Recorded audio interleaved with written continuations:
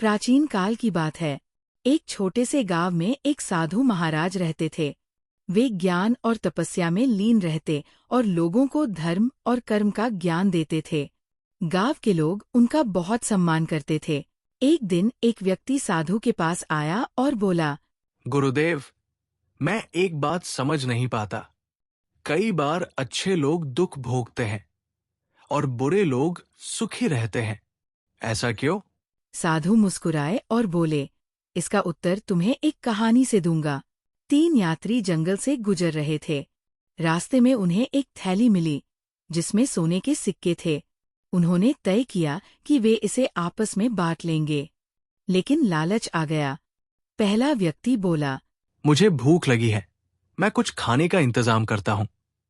वह पास के गांव गया और खाने में जहर मिला दिया ताकि वह बाकी 2 को मारकर सारा धन ले सके। उधर बाकी दोनों ने आपस में मिलकर योजना बनाई कि जैसे ही वह लौटेगा उसे मार देंगे ताकि सोना सिर्फ उनका हो जाए। जैसे ही वो लौटा, दोनों ने उसे मार दिया। फिर उन्होंने खुशी खुशी खाना खाया और कुछ ही देर में वे भी मर गए। साधु बोले, ये तीनों पिछले जन्मों में राजा, मंत्री और सेनापति थे। राजा ने किसी गरीब से धन छीन लिया था, मंत्री ने उस अन्याय को रोका नहीं और सेनापति ने निर्दोषों का सहार किया था।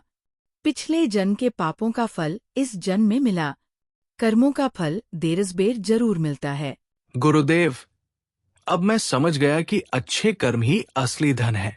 इससे हमें ये सीख मिलती है कि कर्मों का फल निश्चित है।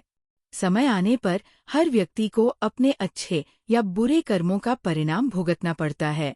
यदि हम अच्छे कर्म करेंगे तो सुख और शांति मिलेगी, लेकिन यदि बुरे कर्म करेंगे तो कष्ट और पीड़ा झेलनी पड़ेगी।